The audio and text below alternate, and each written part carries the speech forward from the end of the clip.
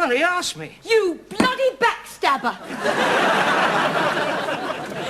No, she didn't actually say he stayed the night, but she more than hinted at it. Well, Mike didn't hint, he told me. He didn't even get inside her flat.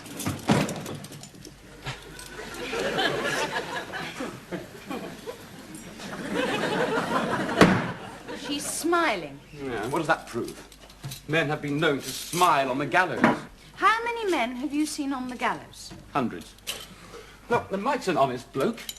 And Laura is my sister. Yes, women have been known to lie about these things. And men haven't. Well, I suppose the odd bit of sexual embroidery does go on in the pub. And where did you talk to Mike? In the pub? Well, there you are. Well, not. You don't embroider by saying the whole evening was a total washout. Well, somebody's not telling the truth. Yeah, I know that. Why would he lie? Look, honestly, Helen, it's their lives, not ours. It's none of our business. Now, we don't have to know what they did or did not do, do we? Yes.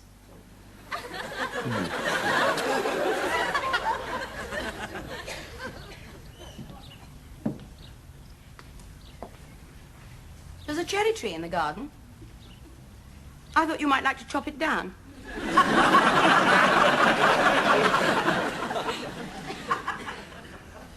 What for? So that when somebody says, who chopped down that cherry tree, you can say, I did. I, George Washington, did. I'm getting fed up with you. Now, look. All I do is tell the plain facts of the matter. Now, just a minute. Why should that bother you unless you've made up a different version? You have. You must have done. Must I? Yes. Well, if you must know, I went along with a kind of assumption that Helen made. Well, why on earth should you do that? Because I knew your ego wouldn't allow you to admit you couldn't get through my front door. You didn't even know I'd be here to speak to you at all. Ah. Ah, yes. Ah. Now, according to popular fiction, it's men who are supposed to boast of the conquests they've never made. It's us who are supposed to stick little flags on the side of our cockpits. Singularly apt phrase. Yeah. A singularly apt phrase. So why did you do it? I don't have to answer you. No. Don't have to speak to me at all.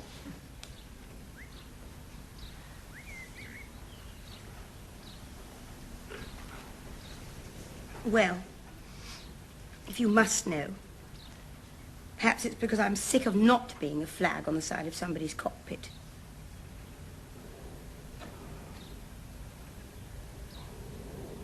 Oh. Happy? No, sad.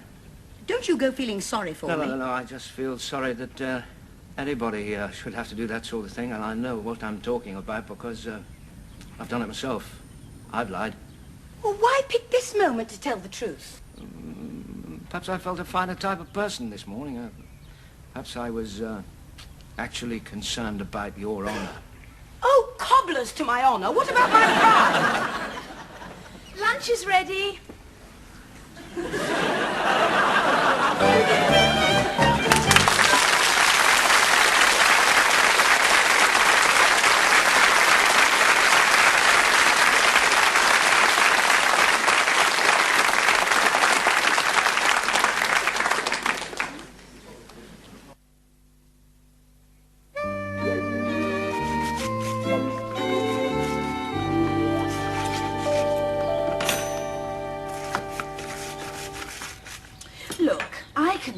You go in the other room and talk to Mike. I don't want to go in the other room and talk to Mike. Well, you didn't say 2 words to each other at lunch. We did. We chatted about his work. You said, how's the landscape gardening business? And he said lousy. I do not call that a chat. We're pithy. You're not. You're both obviously ill at ease, and I don't see why. I mean, Phil might have got the wrong end of the stick, but I couldn't be more pleased. Look, Helen, I think it's time you heard the truth. Mike didn't stay the night. We didn't do anything or go anywhere. We just got on each other's nerves. But when I phoned... I gave the impression, yes, I know. Oh, Laura. Childish, isn't it? Maybe I'm regressing. Maybe I'll end up as Baby Jane. Anyway, it was his fault. Of course it was. Why? He didn't even give me the option of turning him down. That's why.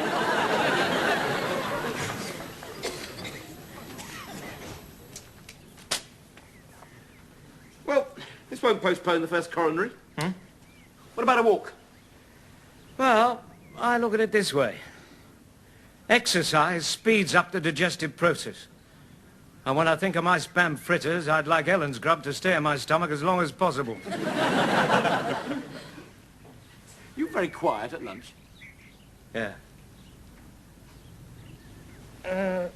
Phil? Now, about Laura. Now, I'm glad you brought that up. Because, you know, Helen is under the definite impression that you and Laura were, Yeah, well, she would be. But you didn't.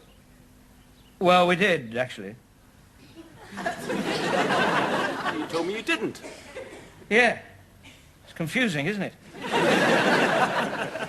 Well, why'd you tell me you didn't? Well, I mean, you outgrow things like boasting, don't you? Do you? Yes, well, of course you do. We used to cut notches on our rulers when we were at school. Of course, that was just for kissing. Used to do that in my day. Did you pay for your kisses? Certainly not. I did. I was a bit shy, you see. Penny a time to a girl with a lisp. Glenda, somebody, Glenda... Jackson? Pilbeam, that's it. Glenda Pilbeam. Must have cost you a fortune. Yeah. Helped my teeth, though. Well, I spent so much money buying kisses from Glenda Pilbeam, I never had enough money left to buy sweets.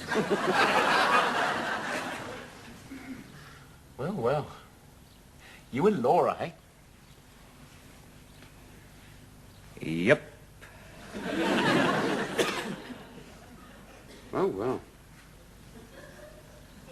Yep. Sound like Gary Cooper. I wish I looked like Gary Cooper. Even an old Gary Cooper. Well, let's face it, Laura's no Jean Arthur, is she? Hello? Oh. What are you two talking about? Gary Cooper and Jean Arthur. Before my time. Do you fancy a walk? Oh, that's what I said we should do. No, Mike and I, actually. Oh, yes. Yes, of course. Yep.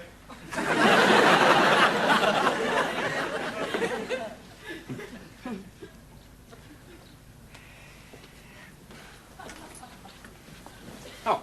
No, it's okay, Phil.